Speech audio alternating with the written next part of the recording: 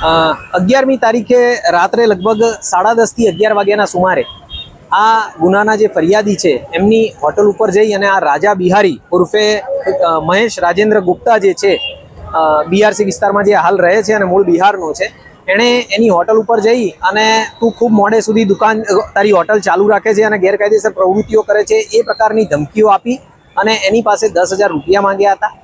આ જે આરોપી છે એનો ગુનાહિત ઇતિહાસ પણ ખૂબ લાંબો છે।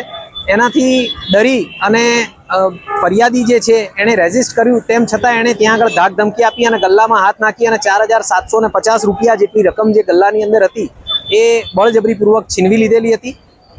ત્યારબાદ ફરિયાદીએ આ ફરિયાદ પોલીસ સ્ટેશન આવીને આપતા અત્યારે હાલ અમે જે ડ્રાઈવ ચલાવી રહ્યા છે ખંડણીખોરો સામેની કે હપ્તા ઉઘરાવા જનાર લોકો સામેની, એના ભાગરૂપે તાત્કાલિક આ ગુનો દાખલ કર્યો અને આરોપીને 12 તારીખે અરેસ્ટ કરવામાં આવેલો છે। આ જે આરોપી છે મેં કીધું એ પ્રમાણે કે હિનિયસ ક્રાઇમ કરવાની આદતવાળો છે અને સુરત સિટીના અલગ અલગ કડોદરા, ઉધના, ડીસીબી, પાંડેસરા આ બધા પોલીસ સ્ટેશનોમાં એના વિરુદ્ધ 11 જેટલા ગુના નોંધાયેલા છે। એની સામે પાસાની કાર્યવાહી પણ થયેલી છે। હાલે આરોપીને અરેસ્ટ કરી આગળની કાયદેસરની કાર્યવાહી ચાલુમાં છે।